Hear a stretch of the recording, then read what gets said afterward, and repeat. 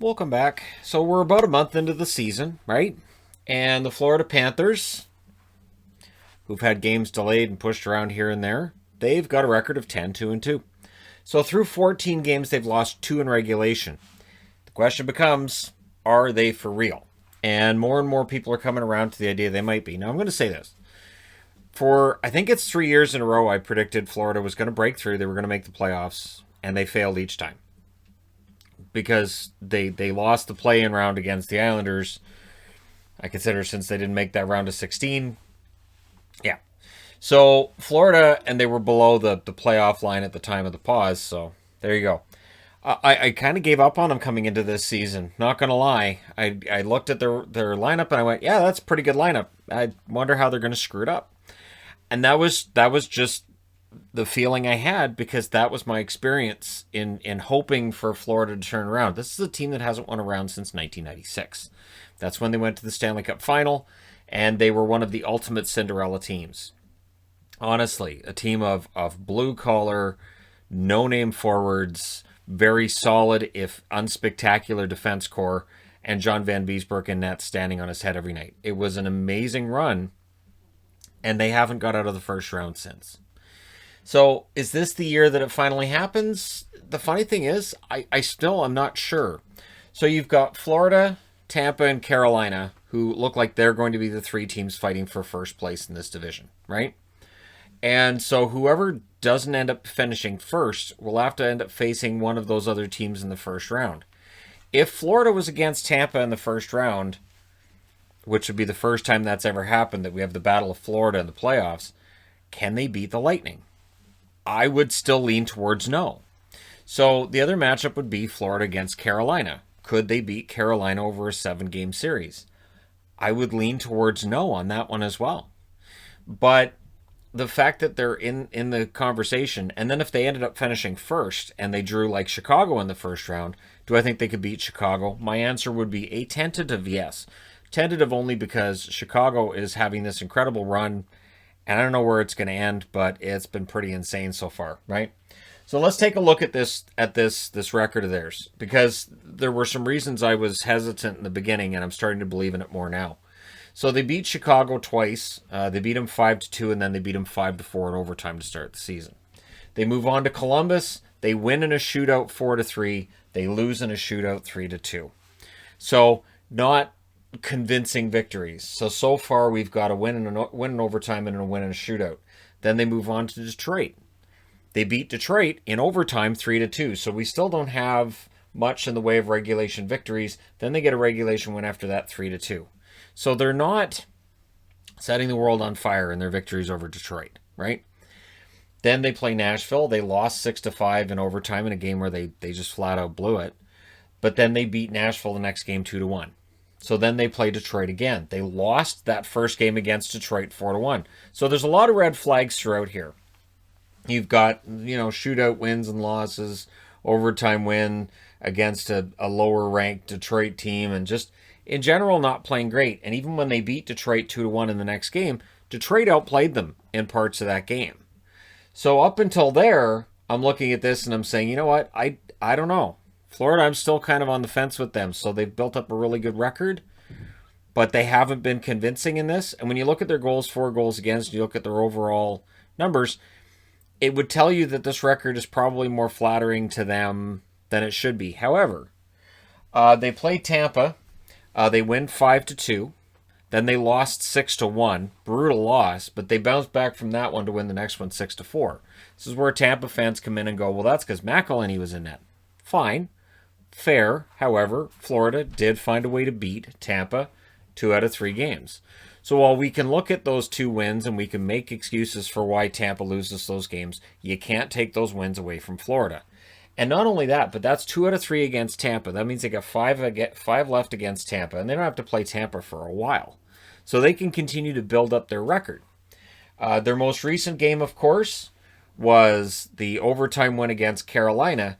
And where that kind of gets me to the point of saying, you know what, that was impressive, is that was a game that through the first period, Carolina outclassed them, right? So yesterday, Carolina outplays them badly in the first period. The shots were closer than I thought the game was. But then Florida chips away at it. And eventually they find a way to win. Even though they had a 3-2 lead in the third period, they lose that lead, and then they had to win it in overtime. They still found a way to win that game, and that's the important thing. They're finding ways to win. And then you look at the stats of these players right now. Jonathan Huberdeau is having an amazing season. 7 goals, 13 assists. So Barkov, who has 5 goals and 10 assists, has been widely recognized as the most underrated player in hockey. I think we're past that. I think now we can look at Huberdeau and say, you know what? He's excellent in his own right, and not just because he plays with Barkov. So Huberdeau is now getting the credit that he has deserved for a very long time. You've then got Hornqvist with 6 goals and 7 assists. One of the most underrated additions in the National Hockey League is Patrick Hornqvist. Those points, Pittsburgh would love to have that in their lineup right now. Verhaeghe, 7 goals and 5 assists for Verhaeghe. And let me just double check something here. So, I misspelled Verhaeghe. I had to fix that as soon as I saw it. Apologies to people who've noticed that and they've been commenting in the comment section like, I can see you and like, this is live. So 7 goals, 5 assists for Verhaeghe. He has been an absolute revelation since arriving in Florida and getting ice time. And again, Tampa's got to be kicking themselves on some level. Ekblad, 4 goals and 5 assists. He has had another very good start to the season. Yandel, 2 goals and 7 assists. Hey, he was on his way out of the lineup, right? They were trying to trade him? Nope, that's not a problem now. Wenberg, bouncing back from what was a miserable time in Columbus. 4 goals and 3 assists for Wenberg. Duclair, slow start for Duclair. A goal and 6 assists. So what's insane is they're 10-2-2, and Duclair's numbers haven't been great. They haven't really needed him. Luostarinen, I've heard it said in many, many ways. Luostarinen seems to be the most common. 2 goals, 4 assists. I always find it funny when people say, oh, you got to correct Shannon on his pronunciation. Watch games. Watch the various feeds. Everybody pronounces all kinds of names differently, so it's strange. But Luostarinen, 2 goals, 4 assists for him. He's been fantastic. Vetrano seems to be picking up his scoring. He's got 4 goals and an assist. Weegar, who is excellent defensively. The offense is there as well with 5 assists from him so far. Strawman, a goal and 4 assists. Owen Tippett starting to show signs of his scoring coming. Goal and 2 assists. Nudavara with 3 assists.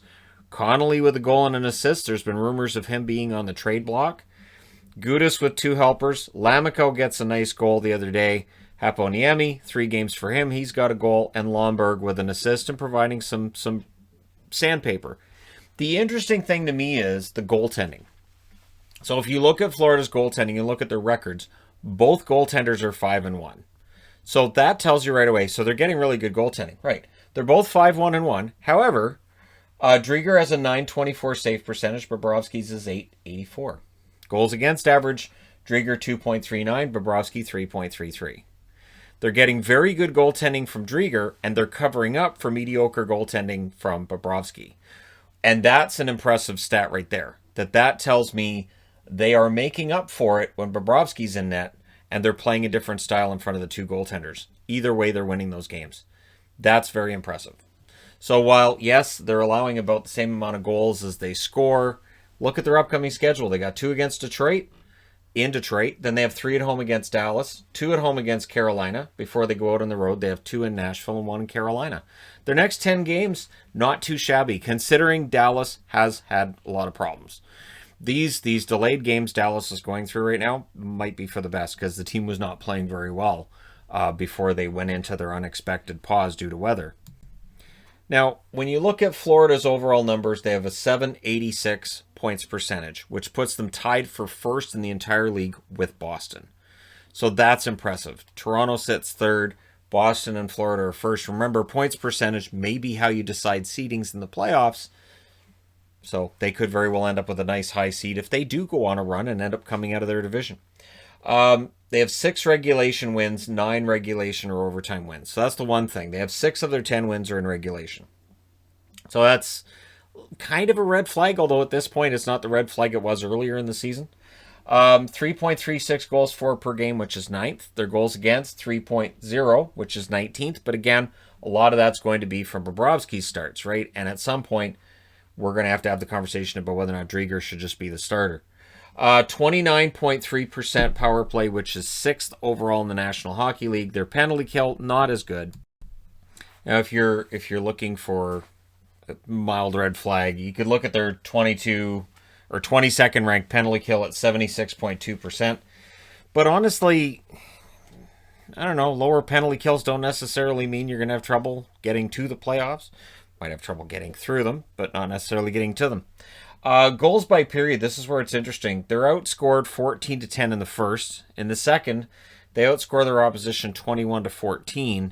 And in the third, it's a 13-13 tie score. Again, they're going to be more in the positive with Drieger than with Bobrovsky, but there is something to be said for them keeping games nice and close. So if you're a Florida fan, odds are you're not seeing a lot of games where they're winning by comfortable margins, where it's the third period and you're kind of having a laugh about it.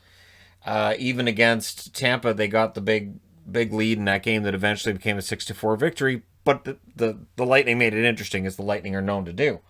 Now, what's interesting too is wins when trailing after the first, 4 of them. They have 4 wins when they're trailing after the first period. They have 2 when they're trailing after the second. So those are impressive, but it's not necessarily something that's very sustainable. So we'll see if that continues to be a thing. Leading after 2 periods, they're very good at closing it out. They're 6-0-1 if they have the lead after the second period. The only example of that not working out, I think, was the Nashville game, right? Where they lost that one 6-5. They lost that one late. They have 356 hits, which is 11th in the league. However, 24.78 per game, which is 7th. Interestingly enough, for block shots, they don't really do that. They have 10.37 block shots per game, which is 31st in the National Hockey League. So definitely not a Tortorella-type team, which might be why Wenberg's doing so well here and struggled in Columbus.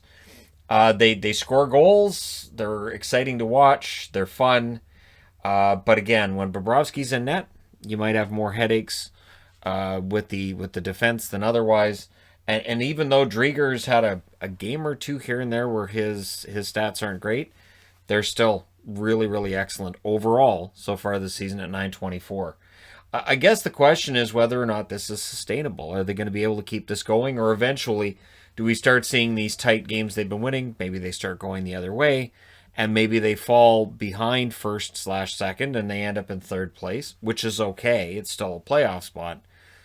But at what point do we start to acknowledge that they're in contention, and does that contention really only become a conversation if they win in the playoffs? Is this a team that no matter how well they do in the regular season, we're still saying, call us back when the playoffs are done? So let me know your thoughts in the comment section below as always. Don't forget to hit like and subscribe if you're browsing your way through. You just happen upon this video. Thank you guys so much for watching, for all your support. I will talk to you again soon.